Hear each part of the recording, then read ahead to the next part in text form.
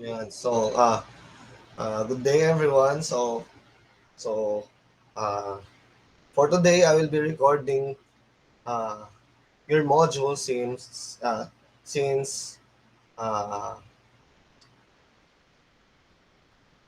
for today, I will be recording uh, the lectures, the lectures about developmental psychology as part of your prelim coverage of introduction to psychology.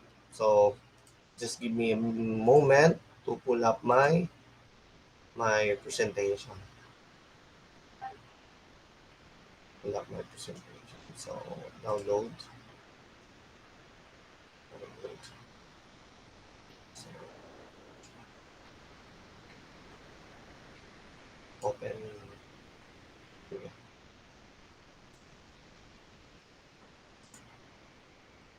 So I have my PowerPoint now.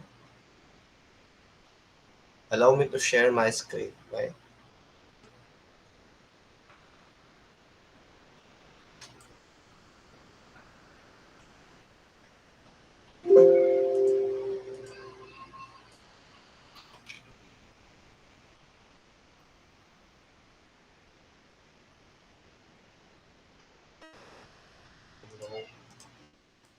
Developmental psychology.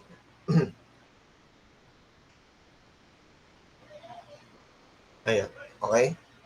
So, developmental psychology. Now that we are done with biological psychology or biological perspective of psychology, we will be talking about developmental perspective of psychology. No, so we cannot deny the fact that we age. We from the day that we are born, uh, there was a stages in our life that we experience. And in this subject, in this module, we will be talking about different stages of our life and how are those stages uh, influence us or the things that we can learn from different stages uh, of our life. No? So so in this lecture, we will be focusing on what we call developmental psychology. So it's a branch of psychology that studies the development of human behavior over time. No, so over time from childhood up to old age or after death. So the development of human beings can be studied with other fields of psychology. No? So in cognitive psychology, biological, educational, and abnormal psychology. No? So let's talk about uh, let's talk about the developmental of ourselves physically. No? So so the earliest development that we can study is the prenatal development, and that is the time wherein uh, we are being conceived, no, in this world. No? So, during prenatal development, meaning to say, uh, bago tayo mapanganak or ito yung stage ng pagbubuntis natin, no? Yung stage ng pagbubuntis uh, ng bawat isa. So, according to prenatal development, we are going through some different stages. No? So number one is germinal stages. So what is germinal stages? So this is stages wherein the reproductive cell of your daddy and your mommy, no, uh, started, no, to react on each other, no. When the sperm and the egg cell fertilize, it become what we call zygote, and this zygote is the one who will be traveling to the fallopian tube and then later on develop. So this is also the the stage wherein the pregnant mommy will develop his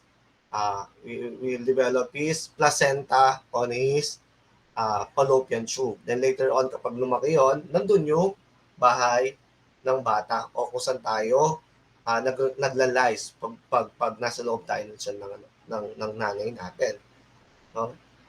So, few things that we should remember here, no? Number one is yung chromosomes. So chromosomes is important as this is part of our DNA, no? So uh, XY chromosomes constituent female, no? XY chromosomes constituent uh, male sex, while XX chromosomes constitute female sex. So next stage would be embryonic stage. So this is the time wherein uh, we become this is the time wherein from zygote we are now becoming what we call embryo, no? Or embryo, or this alien like creature, no? So a tube will begin to form, which will be the foundation of the central nervous system of the child, no? Which is ito yung stage wherein mabubuo na yung central nervous system ng bata. So, pag sabi natin nervous system, pinag-usapan natin last time, that consists of our brain, that consists of our spinal cord. So, in the succeeding week, the head will start to form and the major blood vessel, including the hearts, begins to pulse, no? Titimok na yung puso. So in the next few weeks, other major organs will also start to develop. So by the 8 weeks, so 4 months, 2 months, all basic organs have been formed except for the sex organ, no? Organ. So the next stage would be the fetal stage, or the stage wherein a rudimentary developed child uh, was now in the womb, no, of her mom, no. So at this stage, the beginning organs during the embryonic phase continue to grow, no. So we already know what peripheral nervous system is. So ulitin lang natin, peripheral nervous system, siya yung kasama ng central nervous system to develop, to send message, no, to transmit message from your brain up to your body, no. Of course, without peripheral nervous system, all the things that the brain process will not reach to its proper places, no, for function, no? So during 9 to 12 week, that this is approximately 3 months, no? So muscle will start to reflex, no? Muscle reflexes start, which is meaning to say gumagalaw na tayo, no? So we do have reflex, and the fetus begins to move with their arms and legs. Then after the third month of the sex, after the third month, the sex organ will now start to form, or yung tinatawag nating genitals, no? So this will mark the end of the first trimester of the pregnancy, no? That's why pregnancy was always divided through trimester, because a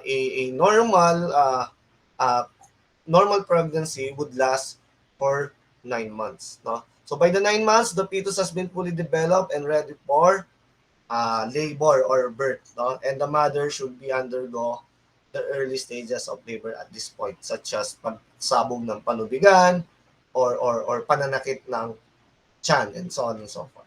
So that would be the prenatal development, no?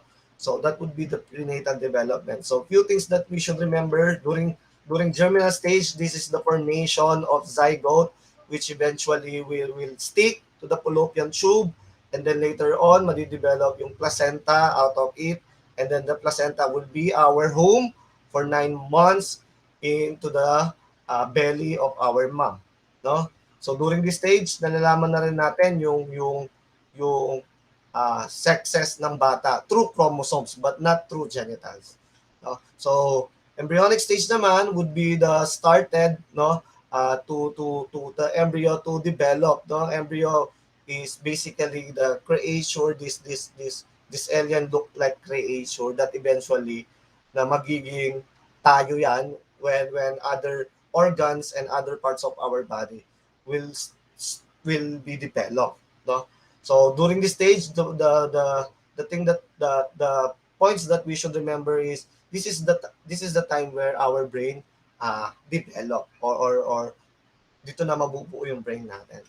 And then during fetal stage naman, dito naman mabubuo yung peripheral nervous system or that peripheral nervous system, which is also important, no, as part of our nervous system, no. So during these stages rin, dito na rin magi-start na magkaroon tayo ng ng different organs, and at the end of these stages, at the end of this trimester, you are now born into this world.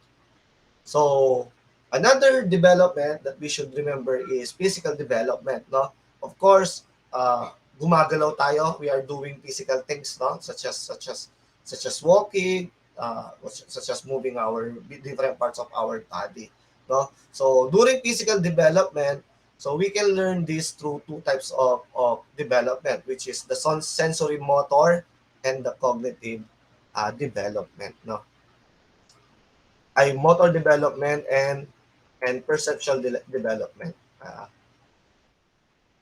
So sensory motor pertains to the integration of both sensory and motor aspect of our body. So from the word itself, motor and senses. So this is the time wherein uh, we can now sense the world, no, through our different senses, and react to it through movement. Uh, So reflexes, so reflexes are unlearned response, uh, unlearned response, meaning to say these are not voluntary. These are not voluntary behavior, but rather involuntary. So they are usually result of instinctive survival skill passed on us through uh, evolution, particularly natural selection. No? So environment factor, environment is also a factor such as parent assistance and other forms of guidance that can speed the development and makes the baby learn faster. So motor development naman, so moving development. So you see this cute baby, trying to walk. So of course with the assist of his daddy, no. So infants undergo variety of motor in changes in the month in each month of their development. No? So the first thing that the child will develop is the posture. No? The posture would be the posture on how to move, no, in different ways, such as crawling and walking, no. So a baby balance of their head will be the main focal point of their posture, no. By the time that they reach 3 months, they will start now to show a crawl reflex o yung pagdapang. And on this stage, no, they are using their bellies, no, to support their bodies and use their hands to glide themselves to move, no, from one point to another point. So this posture improves each month till they eventually crawl without the support of their belly, no? And eventually they can walk unassisted, of course, with the proper uh, caregiving and the proper guidance of the parents on their uh, postural control. That's why, kung napapansin nyo, kapag tinuturuan natin maglakad yung bata, we assist them with different types of movements and different types of posture at the same time assisting them, no, on not to fall hard or what. The next would be locomotion. Newborns, according to observation or studies, we are already moving inside our womb, but those movements are only reflex, meaning to say we do not have consciousness or we do not have the we do not control that movement, no. So when we say involuntary.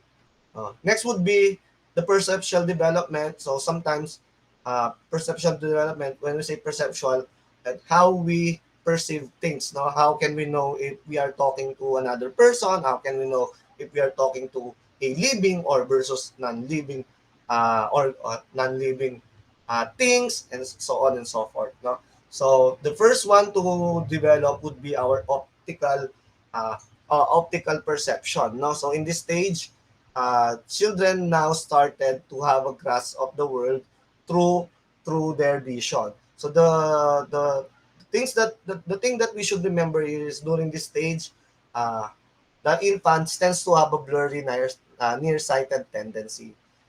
That's why lagi nilang sinasabi after manganak, hindi pa nakakakita masyado yung bata, no? So it will only until 5 and 8 months of the baby to develop what we call depth perception and begin to coordinate their eyes with their motor skills. So that is the time also wherein kaya kanina ng sundan through his or her height. No? So there's a thing called fixation time.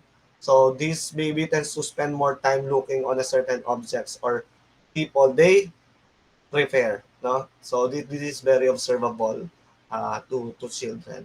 Next, after vision would be our sense of hearing, so auditory perception.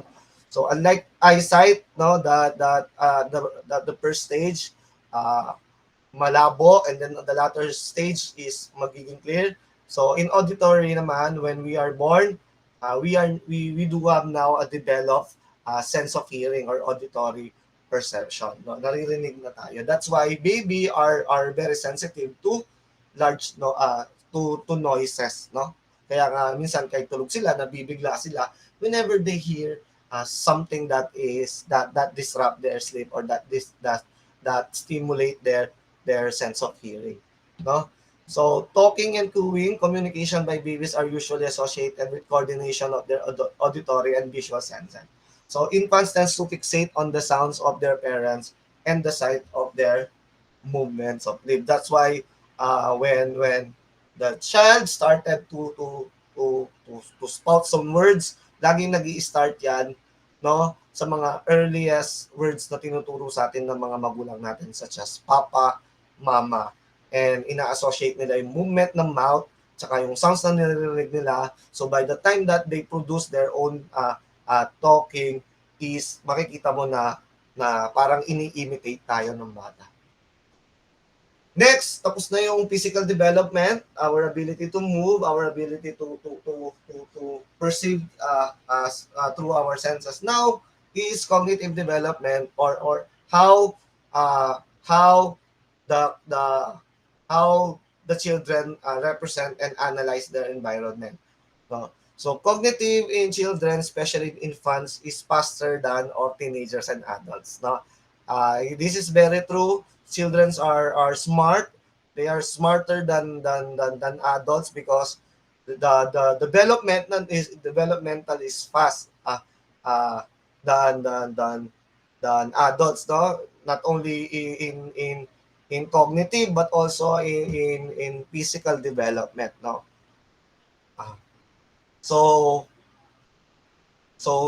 schema, so what is schema? Lagi natin naririnig to. So schema are the mental representation of concepts we have previous RDR knowledge about, no? So these are the things that kumbaga these are the things that we know na based from uh, based from the ideas that we have already know from our past experiences or past encounters, no? So when we say assimilation naman, this is responding to new information by basing it solely on our previous knowledge, no? Since like for example, no? So you have a knowledge that you have a schema that a certain object is colored, no? Or like for example, a cabbage is colored green. That is your schema, no? That is your schema. Now when we assimilate things, we try to associate our previous knowledge into producing new knowledge, and that is what we call assimilation. So the cabbage is color green, therefore it is a plant. So that process is called assimilation.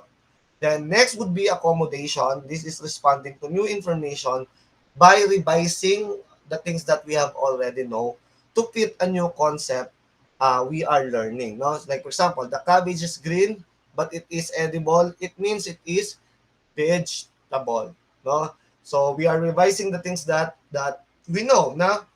So cabbage is not only a color and a plant, but also vegetable are edible. So you produce another information by revising the things that you have already know in your schema.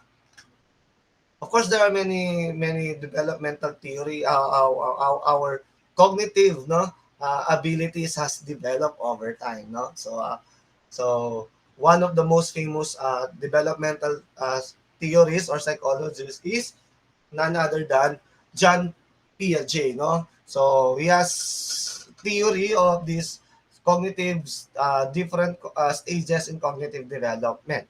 So the best way to understand this is remember the school in Balibago, the SPCF, no? SPCF or System Plus, because the initial of its stages are same with the initials of SPCF, no?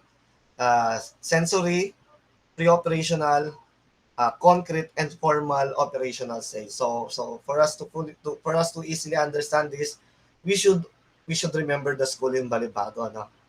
Or in Miranda, the System Plus or SPCF. No? So in this theory, uh, John Piaget proposed that individual moves to different phases, and each phases has something to do with the development of our cognitive, no. So let's start with sensory motor stage. So these characteristics, no, uh, this is the stage where infants learn primarily through their senses and motor action. So their understanding of the world is limited to what they can perceive and physically interact uh, with it. No? Uh, like for example, putting things in their mouth to see what an object feels or tastes or like. No? Also in this stage, they also learn what we call object permanence. So what is object permanence? That is the concept or the idea that that uh, that uh, when an object does not when the object is not in front of us, therefore the object does not exist. Now, we do not have that thinking that we do not have thinking we do not have thinking kapag uh, the object is not in our eyesight, maybe nasa ibang lugar siya, no? Maybe nasa isang lugar siya. And then eventually, upon reaching uh, later stage ng buhay, during these stages, which is probably 2 years old, uh, we now start to understand that objects are permanent. No? Objects are permanent, which is even the item is not there, maybe the item is possibly hidden lang or nakatago lang. The reason why you see kids like finding their toys, no, that is the concept of object permanent. So the next stage would be the pre-operational stage. This is occur during the 2 years of age up to the 7 years of age of our life. So children tend to use imagination and symbols in learning to communicate their ideas, no, or what we call symbolic function. They also respond more to authority figures but have a hard time in understanding the views of others because at this stage, children tends to become an egocentric. No? So let's try to expound that, no. So children might so when I say egocentrics, no, or egocentrism, children might believe that everyone sees the world exactly as they do, no. Kumbaga kung paano nila nakikita nakikita yung mundo, ganun mo rin dapat makita. So that is their thinking, no. For example, they might think that if they can see an object, uh, uh, all of us cannot see those objects, so or neither of us can also see that figures. Now, like for example, nawala yung laruan niya, no? Or hindi niya nakikita yung nawala yung laruan niya. Therefore, hindi niya makita sa harap niya. Therefore, para sa kanya, kapag hindi niya nakikita, therefore, di rin natin nakikita. No? So, another thing is centration, wherein children tends to focus on only one aspect of situation and ignore other relevant factors. No? So, this can lead to difficulties in tasks like conservation, and where they can understand that changing appearance of an object doesn't change its underlying properties. So next stage would be uh, would be concrete operational stage. This is the stage of 7 to 11 years old. So in this stage, unti-unti na tayo nagkakaroon ng complex cognitive skills such as reasoning, sequencing, deductive reasoning, and more, no? So we tend to be more inclined in subjects such as mathematics, science, and adults tends to have a guiding role here in assist in further in learning, no? So so let's expound that, no? So in conservation, no, children can now understand that changes in appearance, like pouring water from a short wide glass to a tall narrow glass, do not change the amount of liquid. No, so we can now understand that changes in appearance uh, uh, is uh, will not change or will change the properties of something. No? Another thing is reversibility. Children can mentally reverse actions and understand that the relationship goes both ways. The concept of mathematics, no? One, uh, 5 plus 1 is equals to 6, no? So with this stage, concrete operational, we can do reverse thinking. We can do reverse thinking. So if we add 1 into 5, that would sum 5, 6. And then kapag ginawa naman natin yung reverse, when we remove 1 from 6, it will be back in 5. No? Nagkakaroon tayo ng reversibility, ability, or cognitive skills during this stage. And then last stage would be the formal operational stage. So this is the stage wherein we are now complete, no? Our cognitive development is now complete and formal, no? So individuals now have more subjective types of analysis, no? And we are eager to think outside the box. So during this stage, we also develop what we call inductive reasoning and abstract thinking. So teenagers tend to excel in subject matters related to such as social science and philosophy. Sige, let's expound that, no? Like for example, the deductive reasoning or inductive reasoning. So adolescents can now think systematically and logically about hypothetical situation.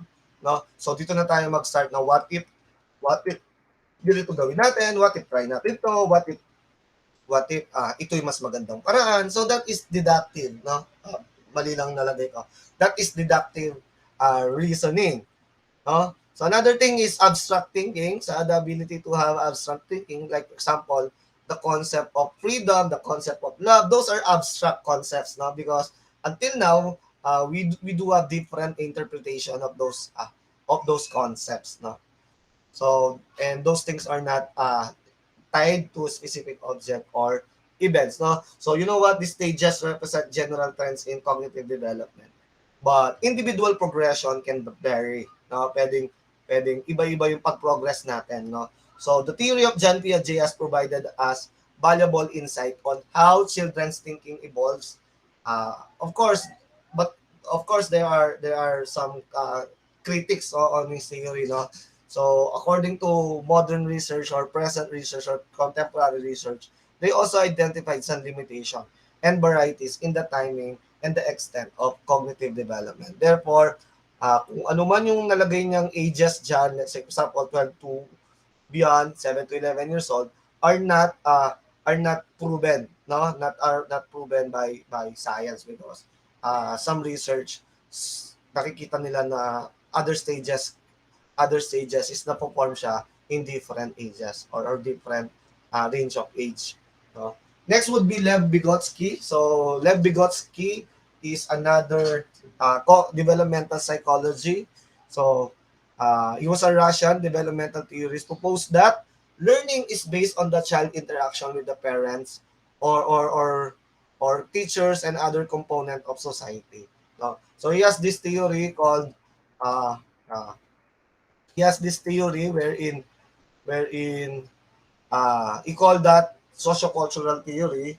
So Lev Vygotsky emphasized that the role of social interaction and cultural influence in the cognitive development of an individual. No, he proposed that learning is a social process and that individuals develop cognitively through interaction with more knowledgeable individuals. No? So, uh, within their cultural context, these are the key concepts in Vygotski's theory. No? So, yung tinatawag niyang zone of proximal development. So, this is the gap between what learner can do independently and what they can do with assistance. So, learning is the most effective when activities are within the learner's zone of uh, proximal uh, development. So the children tend to learn more quickly under the guidance or encourage of more skilled others or companion. And proper guidance will eventually make them uh, internalize these skills and to make the children accomplish tasks and more independently in the future. Next would be the scaffolding. Scaffolding. So scaffolding, what is scaffolding? So scaffolding is a teaching technique where a more knowledgeable person provides supports and guidance to help learner gradually master uh, a task or concepts. No? So whether providing step-by-step instruction, integrating new ideas by associating them to former knowledge or observing them. And then lastly, yung apprenticeship and guided participation. So this is where as the adult and the child actively both participates in the task at hand to aid the child learning. No? So both Piaget and Vygotsky theories have contributed uh, importantly, significantly to our understanding of how cognitive development occurs. No? So while Piaget focused on the individual cognitive maturation, Lev Vygotsky theorized emphasized the importance of social interaction and cultural context. No? And these theories continue to influence us, no, to influence educational practice and research on cognitive development. No, now that we're done with the cognitive development, let's now proceed on the social development. No, we're done with how physical development, how we are moving. We're done with cognitive development, how we are thinking. We now proceed to the social development or how we interact, how we socialize with other people. So how does your socialization skill was formed? So one of the most prominent theory in this perspective is none other than Eric Erickson. Eric Erickson, no? So just remember the cell phone, naabutan niyo 'yon. So Eric Erickson is a developmental psychologist at the same time theorist uh, personality psychologist, no? Wherein nag-aaral siya sa development ng mga personality, no? So hence, this theory focus on the development social development of personality based on the interaction of individuals towards their parents, friends, and colleagues as they grow up. No, so if Sigmund Freud, no, believes that the development of personality was based on on on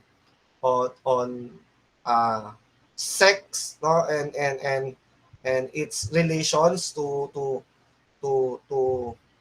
uh, personality, uh, Eric Erickson believes that social uh, is more, no, is more responsible for the development of personality or for the development of who we are today.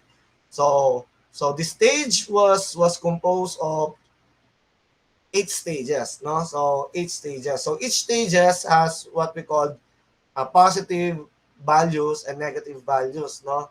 So that's why makikita nyo siya, they are on the contrasting ideas. Like for example, trust versus mistrust. And then like for example, autonomy versus shame and doubt. So according to uh, Eric Erickson, so he believes in the idea of what we call epigenetic principle, or meaning to say, before we proceed to the next stage of our life, there are some development and changes that's happening with that stages that would probably help or that would probably important or crucial for the upcoming stages. So think of it like as a ladder, no? Before you proceed on the next step, you should learn, no, you should learn things from the prior steps before moving uh, to the next steps. So let's isa-isayin natin trust versus mistrust. So during this stage, uh, ano kasi ito? So during this stage, this is the stage wherein the child will learn to trust and to learn to distrust or mistrust someone, no? So like for example, during this stage, so let's say the baby needs food or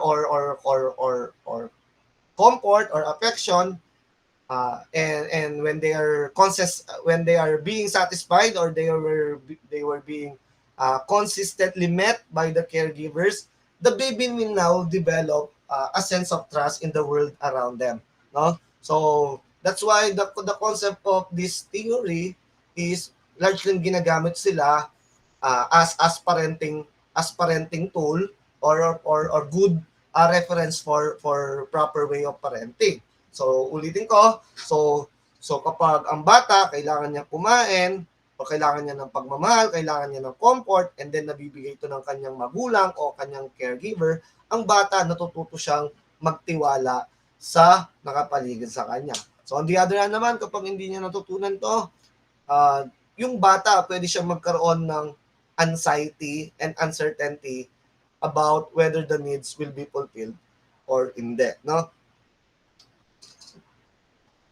Then next would be autonomy versus shame and doubt. From the word itself, autonomy, being independent, no? Being independent, doing things at your own, no? So in this stage, this is a battle between if you can do things on your own, or you doubt yourself, or you're ashamed of yourself of not doing, or cannot do things at your own, no? So autonomy, so when the toddler, that's kaya yung edad nito is 1 to 3 years old, that will fall under toddler. uh, the toddler is encouraged to explore and make choices within safe boundaries, no? So who is the one who is encouraging? Of course, that is your parents, no? So that's why the parents should encourage the children to explore and make choices within safe boundaries, no? So if you allow them to do that, if you encourage them to do that, they will develop a sense of what we call independence, and confidence sa mga bagay na kaya nilang gawin. No, which is until now alam naman natin na ganito tayo. So according to may ganito pa rin sa atin na may confident tayo sa mga ability natin, and kaya natin mabuhay or kaya natin maging independence, no? So yun ang naging positive impact nung panahon na yon.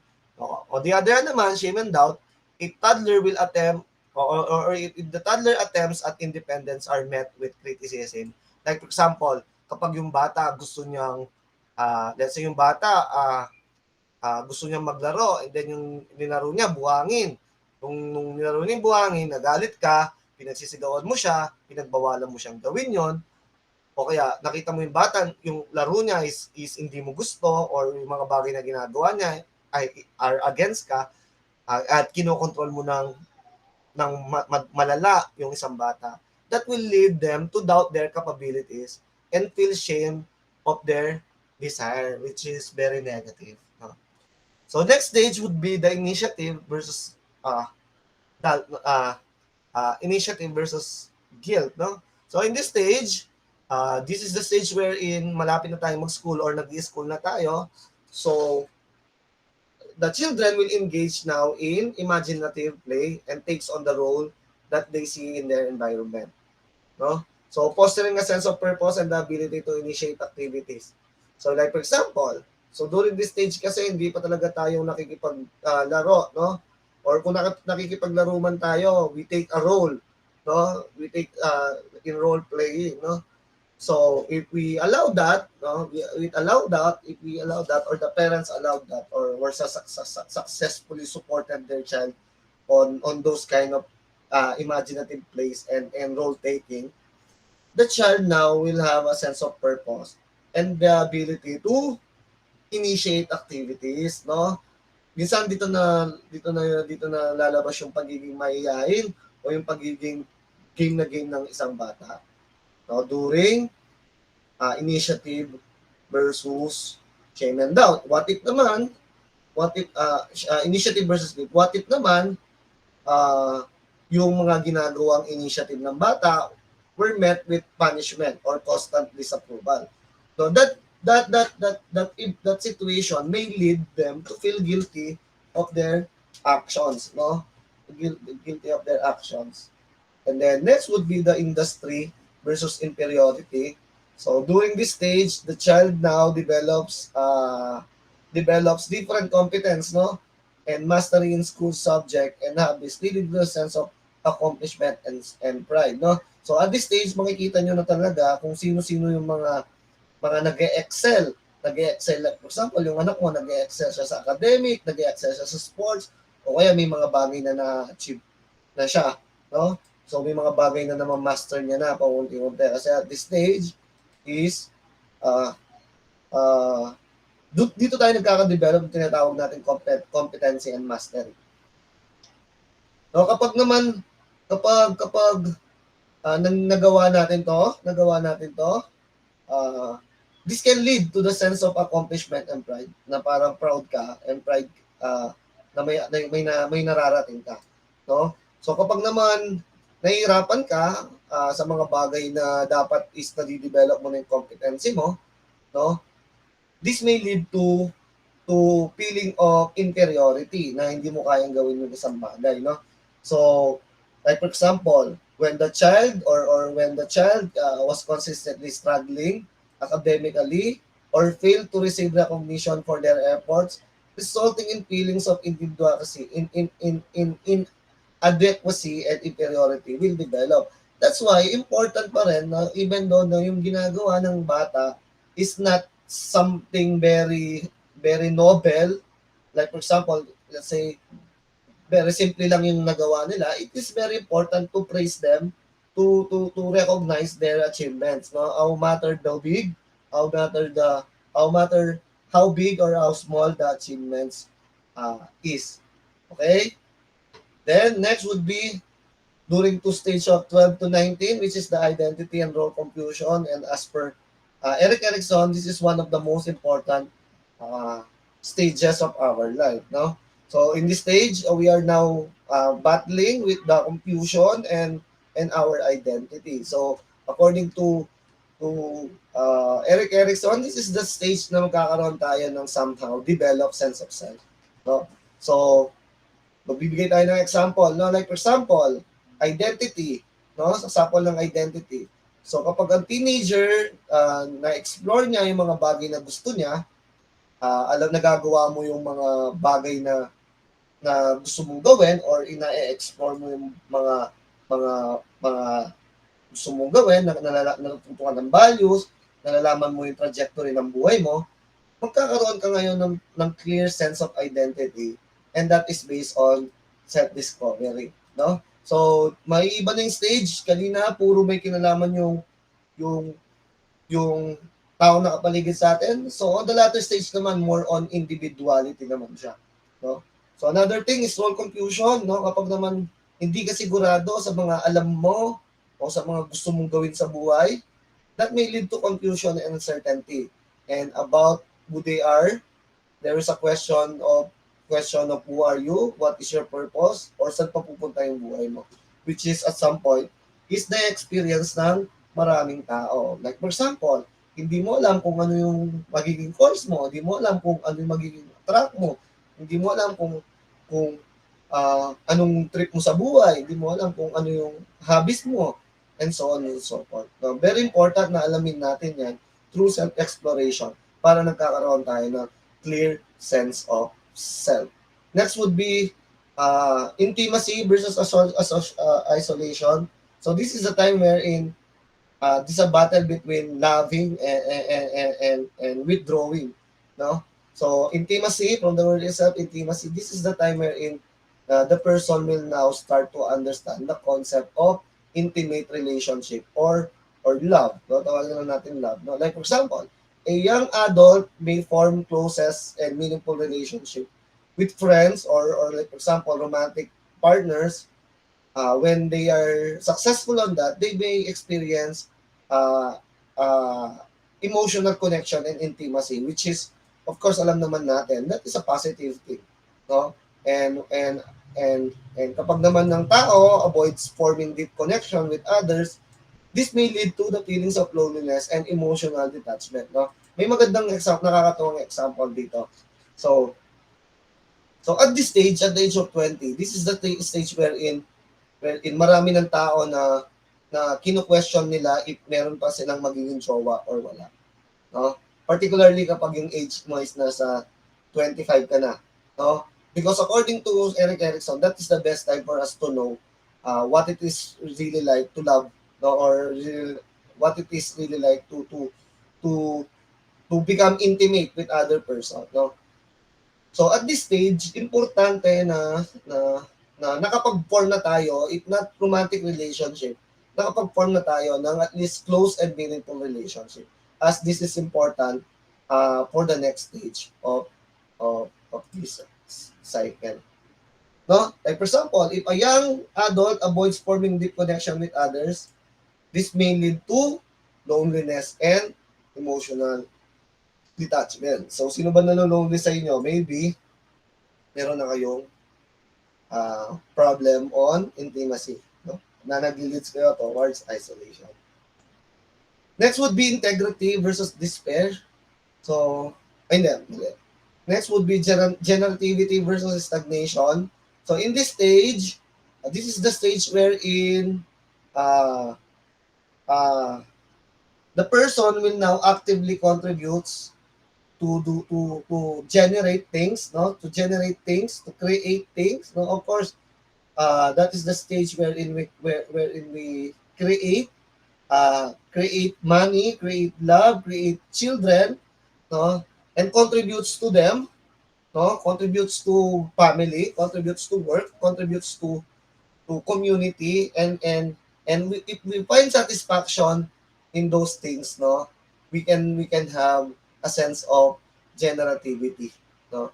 And and and on the other hand naman, kapag ang tao naman is fails to contribute to the society or build meaningful relationship as the result of previous stages, ang tao na to pwedeng magkaroon siya ng sense of unfulfillment and stagnation. That's why a lot of people at the age of 26, 27, 28, 29 to 30, nagkakaroon sila ng tinatawag na crisis sa kanilang buhay wherein hindi nila alam kung may narating na sila or wala pa silang narating. No? So next would be the last stage, would be the integrity. So by the way, that is called midlife crisis. No? So next, let's have the last one, which is the ego, integrity, and despair. No, so this would be from age 65 to age to death. No, to death. So at this stage, hiningal ako. At this stage, adult na tayo. We are now on the last phases of our life, last stage of our life. So this is a question between meron ka na bang meron ka na bang okay ka na ba? Okay ka na ba? Pwede ka na ba mamatay? Or ayaw mo pang mamatay? No? So, an older adult will start now to reflect on the life they had. No? If they are satisfied with their life, therefore they do not afraid of death. No? So, because when we are satisfied with our life, magkakaroon tayo ng tinatawag na wisdom and acceptance, no, that we already accepted na we are now on the verge of our death.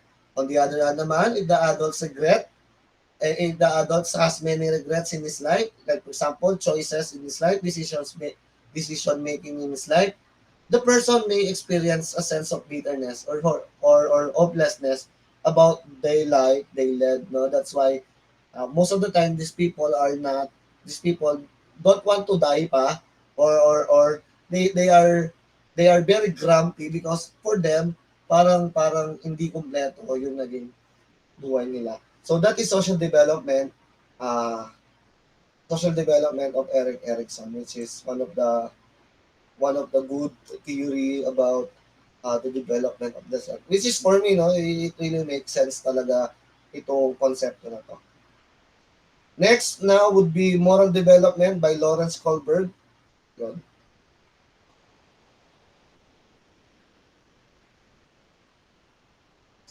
we're done with the we're done with socialization, we're done with uh how do we see things, we're done with how do we move, done with how are we made of.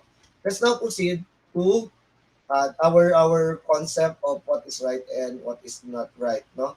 So in this theory, we will be talking about the works of Lawrence Kohlberg, is theory of moral development. So according to Lawrence Kohlberg, our morality, how morality emerged through different stages or through different levels of our life, no? So number one would be the obedience and punishment orientation. Uh, so under level 1 pre-conventional, so ang importante dito is sa pre-conventional is we are we are basing our morality based on the things na based from people who see us, uh, people who taken care of us, no? Like for example, so if your parents or if yung mama mo pinalo ka, for you that is automatically na gumawa ka ng masamang bagay, no? And when they praise you naman on the other hand, that is alam mo na ginawa mo yung maganda. So that is obedience and punishment orientation. And then kapag naman you benefit from it, like for example, nakagawa ka ng magandang bagay, no? Pinalakpakan ka, binigyan ka ng candy, that is instrumental orientation, no? So so when we are gaining from it, no? So that is the concept of what is right sa atin naman, no? Kapag naman we are we are being punished because of the things that we are doing, that will fall under obedience and punishment orientation. So at the level 2 naman, at the level 2, number one is the things was based from who we considered who we considered very very important in our life. In number two naman, this is the, for us to understand this, we should think naman this time is yung anong titignan ng karamihan or ng ibang tao sa atin. We are now outside of our comfort zone, no? So number three is yung tinatawag na good boy and girl orientation, no? So our concept of what is right and what is wrong are based from the approval of other people, no? So like for example, no, since it is approved by many by doing things, no, by pag nag-aral ka ng mabuti, nag-aral ka ng mabuti. So, pwedeng approve sa'yo ang marami. For you, that is your concept of what is right. No? On the other hand naman, kapag naman hindi approve yung iba sa inyo, magpo-fall naman yon under bad representation of yourself. No? Of course, another thing that we should consider in the moral development is yung law and order orientation. So at this stage, natatakot na tayo sa we are now basing our morality or our understanding of what is right or what is wrong based on the law and order orientation, no? You know what? Do sa mga previous stage, we do not care really, no? Because sometimes pwedeng para sa iyo tama, but for the law and order, just because na nagiging ka from it, it doesn't automatically constitute na tama yung ginagawa mo. That's why under level 2 conventional, law and order orientation is what makes or is what makes us believe that there are certain rules that we should follow. And by following them, we are basically doing the right thing. And when we are violating them, we are basically doing we're not doing the right thing. The number three would be level three, post-conventional. Now we're done with how others approve us or rules. We're done with how we're done with comfort zone. Number three now is post-conventional, wherein the concept of morality is not only for you but for the rest of the other people or for the common good of other people. So that's why in this stage, human rights is very important to know, no? So at this stage, alam natin na this is not only about ourselves but for the common good of others, no? So our concept here would most likely fall under rights, no? So So human rights, Bill of Rights, and so on and so forth. No? So let's say nakita mo merong pagmamaltrato sa mga kababaihan around the world. So for you, alam mo na merong karapatan or merong rights na dinalabag yung uh, tao, no, which is alam mong mali yun, no. That's why we are not doing that thing, no. That's why we do not discriminate, we do not label, we do not stereotype, we do not stigmatize other people. The number 6 would now under what we call principle conscience, or following your principle at all costs, no. Uh, uh, Sometimes our principle in life was based from different ethical principles that we may have, no, once we became professional or once we became working. Like for example, what is ethical for teachers, what is ethical for engineer, what is ethical for doctors. Of course, although ethical deviation and even though ethical are not punishable or not equivalent to crime, so we still doing it, we still following it. It's because for us that would be the the greatest, or that would be the ultimate concept of morality that we may have. So another theory now would be parenting style. No, parenting style, sabi nila, has something to do with us, no, kung paano tayo lumaki. So it was Diana Baumrin who proposed this theory. So according to Diana Baumrin, uh, our morality and social developments are directly associated with how are we how we're being raised by our parents. So she categorized four parenting style, which is authoritative, authoritarian, permissive, and uninvolved. No? So punta tayo sa tinatawag na authoritative naman. Authoritative, or we can call this as democratic parenting style. So in this or we can call this authoritative, we can call this democratic, no? So parents have strict set of rules for their children and punish them accordingly. But of course, aside from punishing them, they make sure that they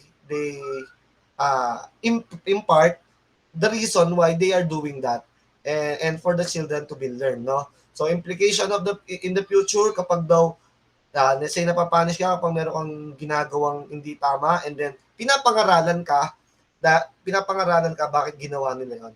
So there is a positive implication, no, that is higher level of resiliency, mataas ang self-esteem mo, and you can achieve better in terms of other things, no. Next would be authoritarian. So uh, this is now what we consider the very, very, very strict parents, no. So here, parents have firm rules and they are very, very aggressive on implementing them and disciplining their children.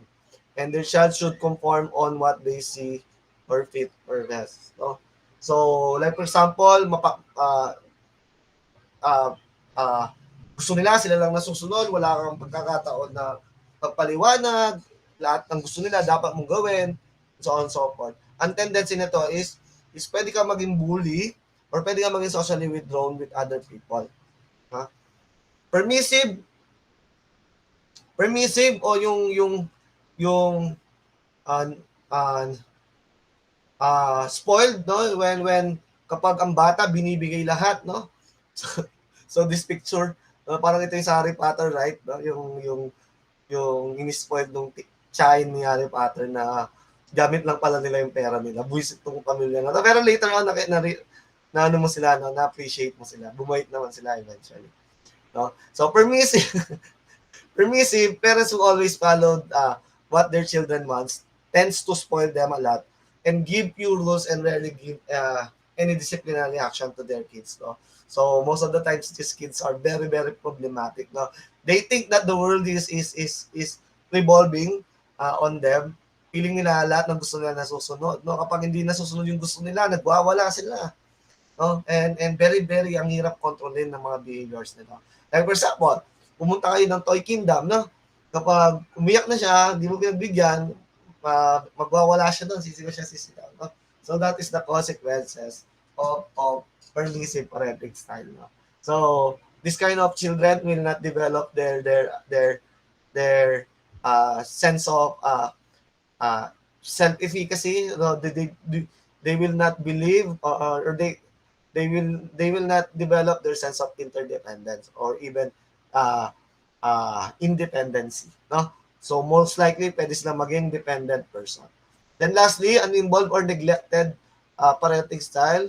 So here naman, wala kang pakialam at all at your child. No? It's because maybe due to your busy work, or maybe you just don't care about your children, no? So these childrens naman, dahil wala silang nakikitang parent figure, ang daming negative impact nito, no? So like for example, they are socially and emotionally withdrawn, no?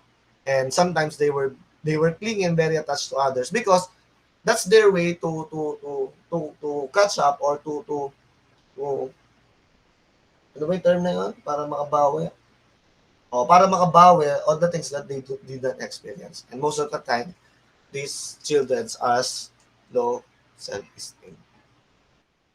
Yan. So we're done with how those things that important to us, uh, and the development. Let's now proceed now on different stages on our life. Wala naman tayo. Number one, nawala.